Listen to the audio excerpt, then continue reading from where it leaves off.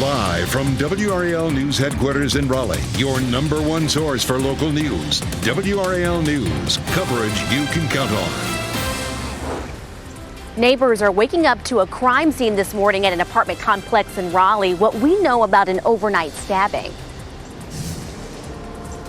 A tree topples over onto cars in a North Raleigh neighborhood, blocking a street. Michael Grace is there in the WRAL Breaking News Tracker for us. And Fayetteville police have identified the name of a young woman who was shot and killed at this Valero gas station in Fayetteville. We're live from the scene with the new details. And our muggy meter on the steamy side today, and then tropical. I'll show you when our heat index could be above 105. I thought Hurricane Ida was the benchmark. This is the new benchmark. Severe weather continues to plague the Northeast. Rescue crews will be out again this morning as communities from New Hampshire to Vermont deal with major flooding. The images that continue to come out of those states are just incredible to see. We'll have the cleanup efforts for you that are underway right now. But thanks for joining us on your Monday morning. I'm Michelle McConaughey. And I'm Jeff Hogan, and some of the travel troubles that were associated with that as well. Yeah. Elizabeth Gardner in the WRAL Severe Weather Center. Where we are right now and what's ahead in the next few days. Looking at 70 as you're stepping out the door here in downtown Raleigh. 68 degrees is our dew point, and that's still way up on the muggy side. It may drop on down into the mid 60s as we get into the afternoon, and that'll keep the heat index from being too high. It'll feel like mid to upper 90s this afternoon instead of triple digits. Again, it is a small distinction, that's for sure. Looking at mostly cloudy skies right now, we'll see the clouds dissipating. These clouds are fairly thin. Some sunshine's trying to peek through it, but at least it's going to keep our temperatures from climbing as quickly this morning. 71 in Southern Pines, 77 now in Clinton, 76 in Rocky Mount, and 74 in South Hill. Our temperatures are close to 90 at lunchtime, and then in the mid 90s, low to mid 90s for this afternoon. Today looks like it'll stay dry, but later in the week we get into a better chance for scattered storms. We'll go over the timeline of those coming up. Brian? Here at 8:02, want to update you about this crash we've been following in the western part of Orange County. Two left lanes still blocked on 40 westbound right around Buckhorn Road between Efland and Mebane. And you can see those heavy delays there leaving the Efland area. Also seeing some heavy backups as you head out of Mebane and Alamance County back toward Efland and Hillsborough. Right now on that eastbound side of I-40, we're picking up a 4-minute delay. Consider using 70 as a good alternate route this morning between Mebane and Hillsborough. Around the rest of the triangle, watching some delays building in both directions of 885 this morning in Durham between 147 and I-40. And a couple of crashes that we're following around Wake County. There's a crash with injuries over in Morrisville at Cary Parkway at Village Market Parkway there. Not seeing big backups, though, with that one. It looks like that one's mostly cleared. We are seeing some delays, though, on 440 westbound this morning, with backups beginning around the 87 interchange through New Bern Avenue and Capitol Boulevard out toward Wake Forest Road. About an 8-minute delay showing up overall there. As soon as you hit Wake Forest Road and Six Forks Road, you're in good shape heading toward Wade Avenue. All right, thanks, Brian. Breaking news in Raleigh. Police are investigating a stabbing at an apartment complex. Officers and forensics teams are still at the scene there nearly 8 hours later. The call came in around 11:30 on Laodicea Drive. That's in the southeast part of the city. WRAL's Kelsey Coffey joins us live. Kelsey, what are you learning right now? Yeah, right. So that stabbing happened here at this apartment complex on Laodicea Drive. You can see investigators still standing outside of the same apartment. They've been here for all night long. I just saw someone from the medical examiner's office come to the scene just before 7 o'clock. Our crews have been out here since about 1:30 this morning, and the forensics team joined police on the scene around 2:30 a.m. And we're still working to learn more about what happened, why it happened, and how badly someone could be hurt. Kelsey Coffey, WRAL News, live in Raleigh. Breaking news also out of Raleigh. A neighborhood is completely blocked off right now after a tree crashed onto the street and several cars. This is all happening on Fiesta Way. It's off of Falls of Noose Road. Michael Grace is there in the WRAL Breaking News Tracker right now. Michael. Yeah, Jeff, Cleanup's still continuing. You got the chainsaws out, and they've been cutting parts of this tree. You can see it all the way across the road right behind me. Take a look at this footage from the WRAL breaking news tracker of the scene. You can see debris all over the place, possibly some minor damage right there to that car. 9 people lost power after this tree fell. So Duke Energy also out here working to fix those problems. But this is going to possibly take hours this morning. So if you are living in this area or area as part of your daily commute, definitely going to want to avoid it this morning. Live in Raleigh, Michael Grace, WRAL News. And more breaking news, this time out of Fayetteville. A woman is found shot to death at a gas station, and she wasn't the only one hit. Police responded to the Valero on Bragg Boulevard around 1:30 this morning. And WRAL's Laura Levine is there now. Laura, you've learned the name of the woman who was killed. Michelle, Fayetteville police have identified the name of the victim as 19-year-old Danielle Gocher from Hope Mills. She was shot and killed right here behind me in this parking lot of the Valero gas station on Bragg Boulevard. Take a look at this video where you can really see the large police response as investigators collected evidence, and the entire area was blocked off. Police say they got the shots fired call on Bragg Boulevard around 1:30 this morning. When they arrived, they found Gocher suffering from gunshot wounds. She died at the scene. Another victim showed up at a nearby hospital, and he has non-life-threatening injuries from the shooting. In this video, you can also see officers surrounding a car on the scene. That car was later towed away. At this time, it's unclear what involvement that car may have had in this situation or whether or not the two were inside the vehicle when this happened. We are working to learn more information about what led up to the shooting and if police have anyone in custody. Police say this does not appear to be a random incident. Laura Levine, WRAL News, live in Fayetteville. This morning, a man who shot at police officers is in the hospital. We are working to confirm his name, his injuries, and exactly what happened in a Fayetteville neighborhood where the outside of a house was torn away.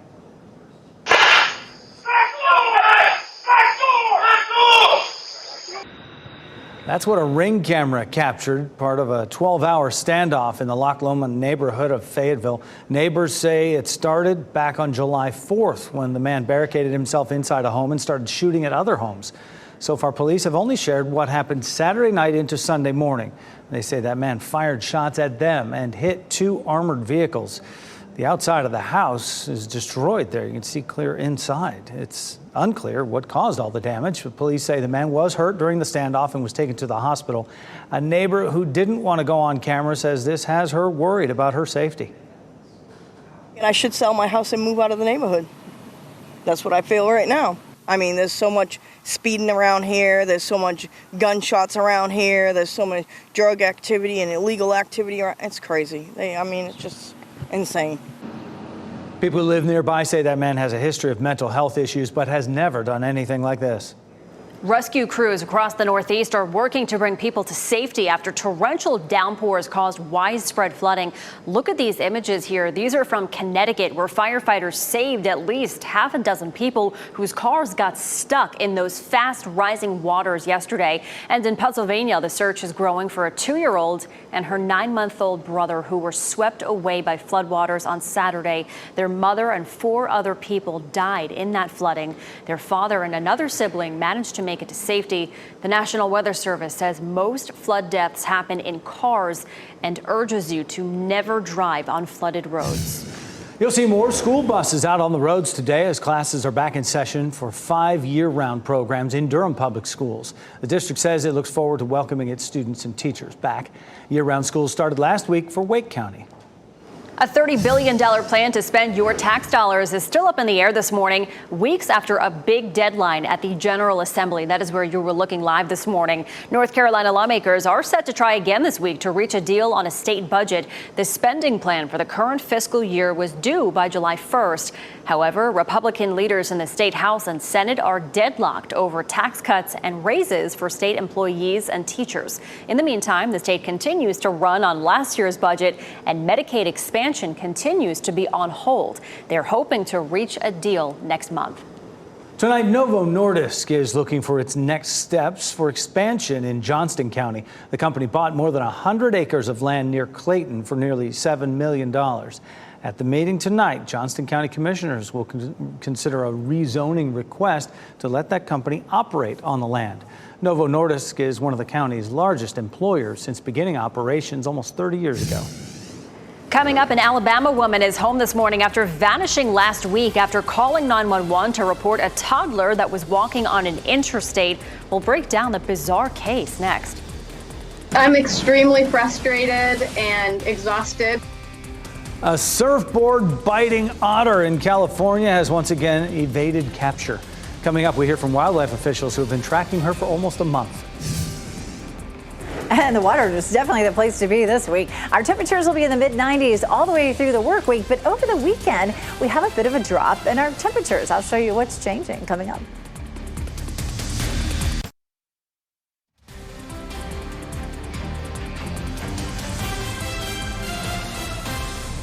Welcome back on your Monday morning. A nice sunny start for you over North Hills. Time now is 8:13.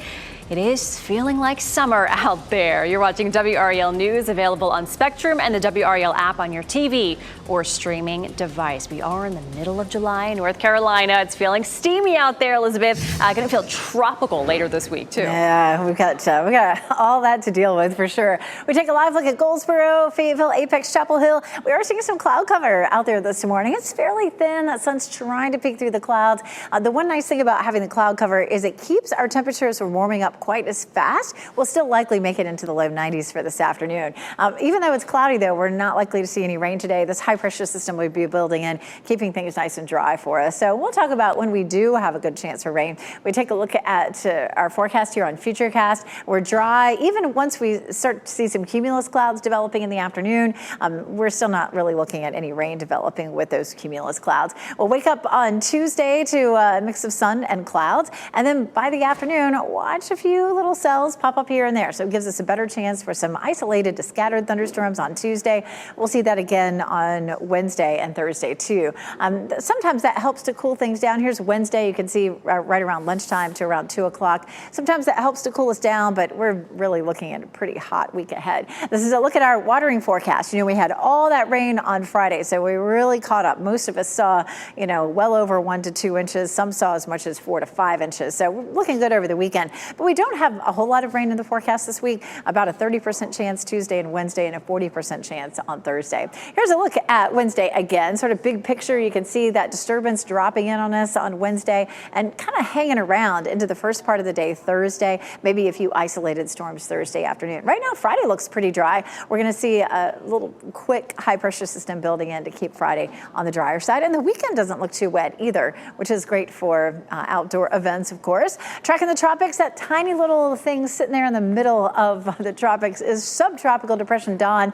That means that it's really dissipated into just a very small storm with winds at 35 miles per hour. And normally we would kind of let it go, quit talking about it. But interestingly enough, by the middle of the week, it looks like it regains tropical storm status. Now, it may still be a subtropical storm. It's kind of wandering around out there in the Atlantic. I still don't think it's going to have any impact on land, but it's sort of interesting as it regenerates itself later on.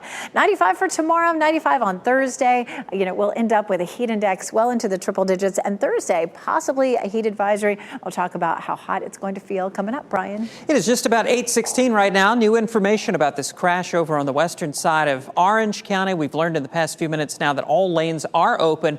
That crash has cleared there on I-40 between Efland and Mebane. Still seeing some lingering delays in either direction. So it might be a good morning to consider using 70 as a good alternate route between Efland and Mebane. About a 2-minute delay showing up on that eastbound side of 40 from Mebane heading back toward the I-85, I-40 split there in the Hillsborough area.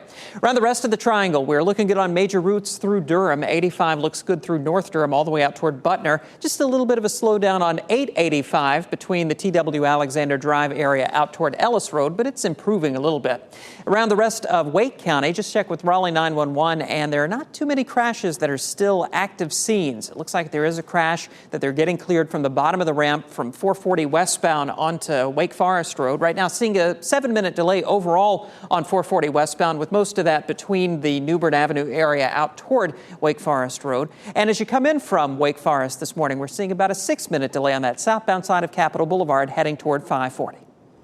Brian, thanks. There's an Alabama woman who is back home now with her family after she disappeared for about 2 days. This went from a frantic search for Carly Russell Thursday to her showing up at her home on foot Saturday. Here's what we do know. The 25-year-old was on her way home from work last Thursday in Hoover, Alabama, and she called 911 to report a toddler walking on the side of an interstate highway. She also told a family member the same thing. When authorities showed up to investigate, there was no sign of her or a toddler. Adding to the mystery, authorities found her vehicle, some of her possessions, including her cell phone, and police are questioning her about what happened. A key to fighting the deadly fentanyl crisis here at home could be sanctions abroad. That's according to Senate Majority Leader Chuck Schumer. He plans to request sanctions on China as an add-on to the defense bill being debated this week. Schumer says this would specifically target fentanyl trafficking. He says sites across China are producing synthetic opioids, and the government there is not interfering. For years, Chinese laboratories have been cooking up formulas of death and freely producing and exporting lethal fentanyl to New York and to America. Schumer says that he hopes to bring the measure to the floor this week. The sanctions have some bipartisan support. Schumer says he is optimistic it will pass.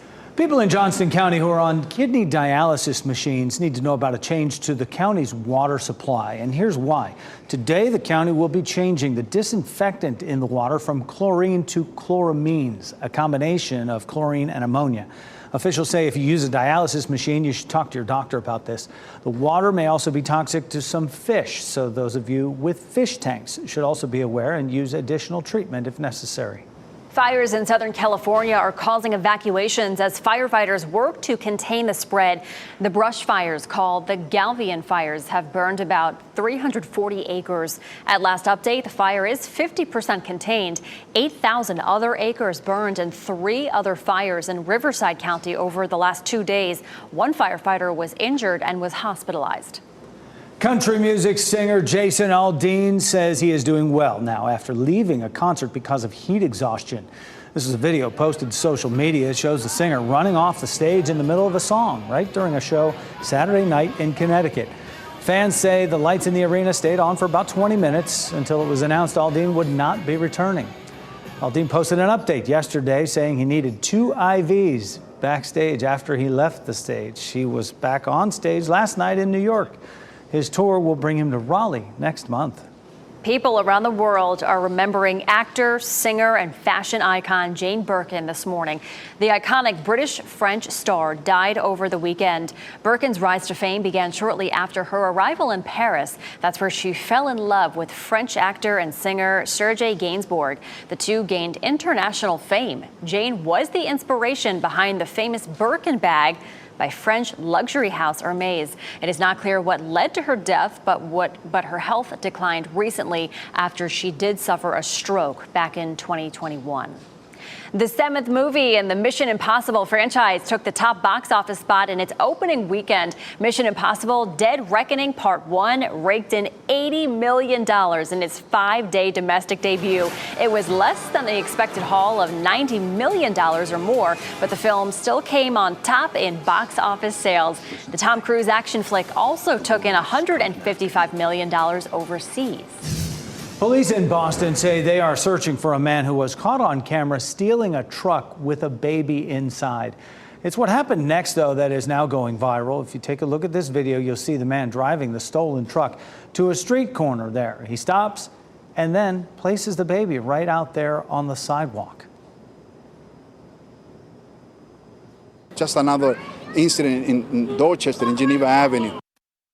And police say the man you see here was initially on a bike and then decided to steal the truck. Investigators say the family had pulled over to check on their child, and while they were outside the car on the sidewalk, the man jumped in and took off. The vehicle was found about an hour later, and that man is still on the run. A surfboard biting sea otter in Santa Cruz, California has once again evaded capture attempts by wildlife officials. The 5-year-old female otter is showing concerning behavior by approaching people. She has a history. A spokesperson for a Monterey Bay aquarium says the otter's mom was rescued in Santa Cruz. In 2016, the mom had reports of approaching people on kayaks and boats, but nothing to the extent of her daughter. Although we haven't observed her being aggressive towards people, she's really focused on the boards, or if they're wearing fins, she's focused on the fins. You know, we don't want to have a person accidentally bit. Officials say when she is captured, she will undergo a health assessment and eventually be rehomed in a zoo or an aquarium. They're really cute. But sea otters, I think people think they're these like cuddly, cute little creatures. I don't think they're very nice. I don't think they have a good demeanor about them. This was pretty territorial also. Yes. I mean, taking over the surfboards. Yeah. We have seen this go on and on with different people. They're trying to track the same one. Hopefully they'll find it and see what's up. What's going on with her? A Raleigh bar is damaged after an SUV crashed right into the building. What police and people there who saw it are sharing about the crash at My Way Tavern. And if you have a flight this morning, you may want to check its status. Extreme weather is still causing flight delays and cancellations nationwide this morning. Where things stand at RDU next.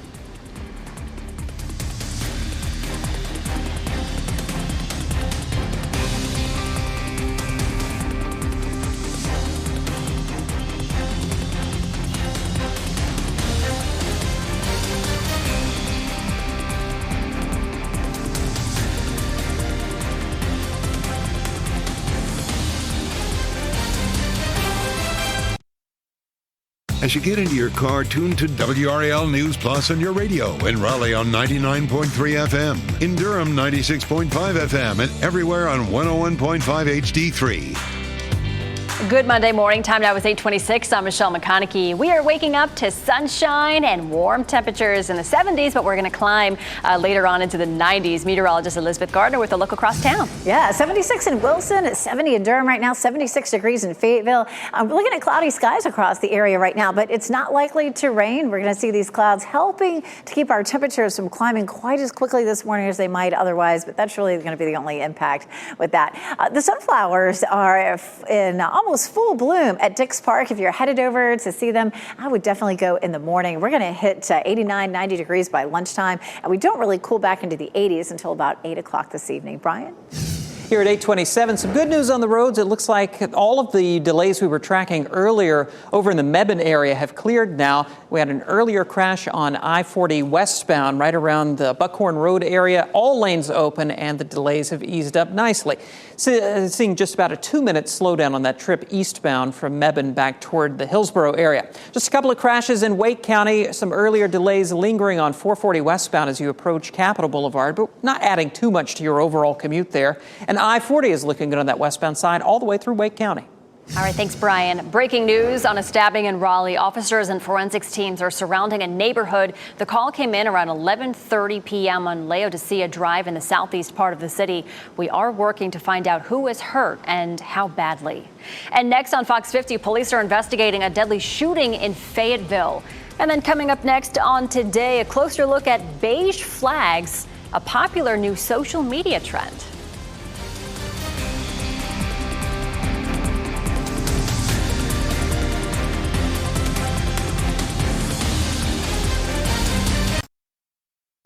Shot in 4K ultra high definition. Your number one source for local news. WRAL News. Coverage you can count on. Following breaking news this morning out of Raleigh, police there are working this scene of an overnight stabbing, and a fallen tree is blocking off a Raleigh neighborhood. Also in Fayetteville, one person is dead after a shooting on Bragg Boulevard. And of course, it is July. We have tropical conditions in our forecast. I'll show you which day we can see a heat advisory. Plus, severe weather is causing problems for travelers nationwide still this morning. We will take a look at how many delays and cancellations we're seeing right now at RDU as you look live there. And if you're feeling lottery lucky, you might want to buy a Powerball ticket. Tonight, you have another shot at hitting the jackpot that is now close to breaking a record. couple of jackpots still hanging out there in the balance. Yes. We are glad you're here with us, getting your Monday started, making us part of it. I'm Jeff Hogan. And I'm Michelle McConaughey. Yeah, thanks for joining us on your Monday morning. It's feeling a little steamy out there. Gonna get to tropical later on in the week. It is July in North Carolina, so we expect this. Certainly, it's responding as such. Elizabeth Gardner in the WRAL Severe Weather Center. It's 70 right now. 70 degrees, taking a live look at downtown Raleigh. Looking at a good bit of cloud cover out there right now, but those clouds are not going to bring rain later this afternoon. So, this time of year, sometimes it's nice to have a bit of cloud cover. It kind of shields us from that sun. 68 is our dew point, so that's up there. But, sometimes our dew point climbs as high as mid-70s. So it's, a little bit lower than that, certainly. 71 Southern Pines, 77 Clinton, 76 in Goldsboro, Rocky Mount 75 right now up in South Hill, Virginia. Hour by hour, almost 90 at lunchtime. We climbed to 93 for our high this afternoon, which is actually not that far from normal. Our normal high temperature for this time of year is right at 91. We do have the chance for some scattered thunderstorms later in the week. I'll show you when coming up. Thanks, Elizabeth. We have breaking news we're following out of Raleigh, where police are investigating right now at an apartment complex. There was a stabbing as officers and forensics teams are still on that scene nearly 7 hours later. The call came in around 11:30 last night on Laodicea Drive in the southeast part of the city. WRL's Kelsey Coffey was at that scene all morning. The stabbing happened here at this apartment complex on Laodicea Drive. You can see investigators crowding around this one particular apartment. They've been in and out all night long. And I just saw someone from the medical examiner's office come to the scene before 7 o'clock. Our crews have been out here since about 1:30 this morning. You can see investigators working on the scene overnight. The forensics team joined police on the scene at around 2:30 this morning. We're still working to learn what happened, why it happened, and how badly someone could be hurt. Kelsey Coffey, WRAL News in Raleigh. And this news just into the WRAL Live Center. Fayetteville detectives on the scene in this 2000 block of Center Street. This is a picture the Fayetteville Police Department just shared with us. It's somewhat of a suspicious death investigation that's happening behind that home, again in the 2000 block of Center Street. Police got a call and responded around 5:45 this morning. They found a man's body behind this residence there on Center Street. No word yet on the man's identity or how he died. Of course, this is a developing story that we will continue to track and monitor and bring you any updates here in the WRAL Live Center. All right, thanks, Ken. More breaking news. A Raleigh neighborhood is completely blocked off right now after a tree crashed onto the street and several cars. This is all happening on Fiesta Way, that is just off of Falls of Neuse. Michael Grace was there in the WRAL Breaking News Tracker. Yeah, you can see that tree right across the street, and what we know so far is it took out power for 9 homes. Take a look at this video from the WRAL Breaking News Tracker. You can see debris everywhere, possibly some minor damage to that car as well. So they've got chainsaws out here, and they've been cutting up bits of that tree, trying to get everything cleaned up. Duke Energy also out here with multiple trucks trying to restore power for those 9 homes, but they expect this cleanup to take hours. So definitely going to want to avoid this area if this is part of your normal commute. In Raleigh, Michael Grace, WRAL News. Also, we're following more breaking news out of Fayetteville. A woman is found shot to death at a gas station, and she wasn't the only one hit. Police responded to the Valero on Bragg Boulevard. WRAL's Laura Levine was at that scene and tells us that officers had been there since 1:30 this morning. Fayetteville police have identified the name of the victim as 19-year-old Danielle Gocher from Hope Mills. This is where it all played out here behind me. Police say Gocher was shot and killed in this parking lot of the Valero gas station on Bragg Boulevard. Take a look at this video where you can really see the large police response as investigators collected evidence and the entire area was blocked off. Police say they got the shots fired call on Bragg Boulevard around 1:30 this morning. When they arrived, they found her suffering from gunshot wounds. She died at the scene. Another victim showed up at a nearby hospital. He has non-life-threatening injuries from the shooting. In this video, you can also see officers surrounding a car on the scene. That car was later towed away. At this time, it's unclear what that car's involvement is in this case or if the two were inside the car when this happened. We are also working to learn what led up to the shooting or if police have any suspects in custody. Police say this does not appear to be a random shooting. Laura Levine, WRAL News in Fayetteville.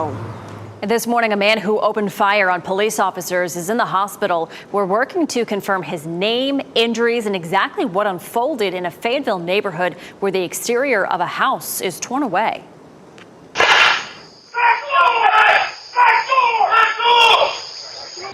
A Ring camera captured part of a 12-hour standoff in the Lac Lamont neighborhood of Fayetteville. Neighbors say this all started back on July 4th when the man barricaded himself inside a home and started shooting at other homes. So far, police have only shared what happened on Saturday night into Sunday morning. They say the man fired shots at them and hit 2 armored vehicles. The exterior wall of the house he was in is destroyed. It's unclear what caused that damage. Police say the man was hurt during the standoff and was taken to the hospital. A neighbor who did not want to go on camera says this has her worried about her safety. Rescue crews across the Northeast are working to bring people to safety after torrential downpours caused widespread flooding that you see in these images here. They're from Connecticut. This is where firefighters saved at least half a dozen people whose cars got stuck in the fast rising waters yesterday. In Pennsylvania, meantime, the search is growing for a 2-year-old girl and her 9-month-old brother who were swept away by floodwaters on Saturday. Their mother and 4 other people died in the flooding. Their father and another young sibling managed to make it to safety. The National Weather Service says most flood deaths happen in cars and urge you to never drive on flooded roads. And severe weather is causing problems for people who are trying to travel nationwide. Essentially, this is a live look right now at RDU International. Flights are trying to get back to normal today after a chaotic day yesterday. Right now, we're seeing about 30 delays and at least 1 cancellation. More than 150 flights out of the airport were delayed or canceled last night, and many of them were headed to the Northeast. You may have just one more chance tonight to weigh in on a plan to manage growth in Johnston County for years to come. County commissioners are holding a public hearing before they vote on their Envision 2040 land use plan. The goal is to make sure the county's land is used appropriately while protecting natural and cultural resources. Johnston County is one of the fastest growing communities in the state. Tonight's meeting is at 6 o'clock at the Ag Center Auditorium in Smithfield. Well, productions in Hollywood are at a standstill as the actors' strike enters its first full week today. Actors joined writers on the picket line over the weekend after voting to strike last week. It's the first time actors and writers have gone on strike at the same time in more than 60 years. Performers, including Margaret Cho, say it's important for the industry that they stand up and get what they deserve. We need these residuals. We need to be able to make a living wage. And this is something that I think people who are not in the entertainment industry don't understand. They look at the movie stars and they think, oh, they have so much money. That's not the case. More than 65,000 members of the Actors Union are on strike. They joined more than 11,000 writers who walked off the job back in May. 2 big jackpots are nearing a record after going months without a winner. Tonight, you could end that streak. The Powerball jackpot is now at $900 million, the 3rd largest in the game's history. No one matched all the numbers in Saturday's drawing. If you win tonight, you take home the cash value. It'd be just over $465 million. You can watch that drawing live on WRAL. And can't really forget about the Mega Millions jackpot either. Nothing to sneeze at. $640 million in that one. No one has matched all those numbers since April. The next drawing is tomorrow night. Again, that's live on WRAL right before our 11 o'clock news. 78 years ago, a group of scientists in the New Mexico desert tested the first nuclear bomb. We knew the world would not be the same. Coming up, a look at how this experiment changed the world ahead of the premiere of Oppenheimer this Friday. And if you're dealing with a cough or a runny nose, you are certainly not alone. Coming up, why health experts say summer colds are on the rise. And this is a live look outside in Lewisburg. We are not getting any relief from the heat. It is feeling steamy out there. We'll check in with meteorologist Elizabeth Gardner in the WRAL Severe Weather Center next.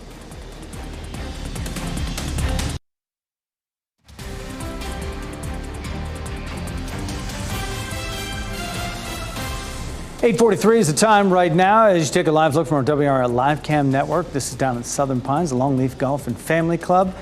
We usually have that aimed right down the 9th fairway. We spun it around there, get some of that driving range action there where there's not too much action. Saving all their energy for out on the course because it's hot.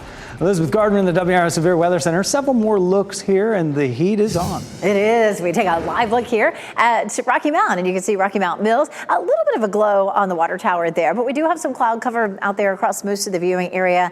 Those clouds are bringing us a little filtered sunshine, but it is keeping us from heating up quite as quickly as we might otherwise. We're still sitting at 70 degrees here at 8:45, which is nice to see. Our dew point's at 68, so it's definitely muggy out there. We'll likely climb on up into the low 90s for highs this afternoon. Around town, likely around 93 in Raleigh, 92 in Durham, and 93 in Fayetteville. Currently, we're sitting at steamy, and we'll likely stay here. We might briefly this afternoon drop it down to tolerable, but it's not going to be something that you really notice a great deal. What you'll notice, though, is that when we do move back into tropical, it's going to feel extra sticky. And we can watch that happen right here on this particular map. This shows our available moisture, or the humidity in the atmosphere. The light green means that it's not too oppressive, but watch the darker greens start to fill in a little bit tomorrow. That's 4 o'clock, but then definitely Wednesday into Thursday, we get into a lot of deep tropical moisture, which is going to feel sticky and oppressive and just not very comfortable. It'll also bump up our heat index. So 97 for today, then 102 Tuesday, 101 Wednesday, but 106 on Thursday, and 105 is typically the threshold at which we see a heat advisory. So we'll be watching Thursday closely to see if the Weather Service issues a heat advisory, if it still looks like we're going to make it up above 105. It's been a hot July so far. We've had 13 out of 17 days at 90 degrees or hotter, and the average for July is 15. So we typically see about half of the month with temperatures over 90. Well, that's definitely not the case this July. The 9th, 10th, and the 14th were the only days that we saw highs in the 80s. Now, of course, we're talking about 90-degree days. That 88 on Friday, you remember Friday, we had a lot of rain, heavy rain, we had some flooding, and we still had a high of 88 degrees. So it's still pretty warm even with all that rain. Currently, the biggest heat across the country is in the western side of the country. We are looking at some warm conditions for us now through Wednesday and Thursday. And then we start to see some changes over the weekend. We'll likely have temperatures above normal starting tomorrow all the way through Thursday or Friday. But this low will begin to drop southward. That's going to be a dip in the jet stream that allows a little bit of that cooler air from Canada to sink through. It's not going to be a huge change, but we do have the potential for below normal temperatures starting, say, Saturday all the way through the middle of next week. Now, below normal temperatures could just be, 90 degrees, 89 degrees, and that's kind of what we see. So Saturday it's 89, 88 on Sunday. Our normal high right now is 91. So anything under 91 qualifies as below normal. But anyway, it'll be nice to have some highs in the 80s for the weekend. In the meantime, especially Tuesday, Wednesday, and Thursday, we'll be dealing with a few scattered storms and pretty hot conditions.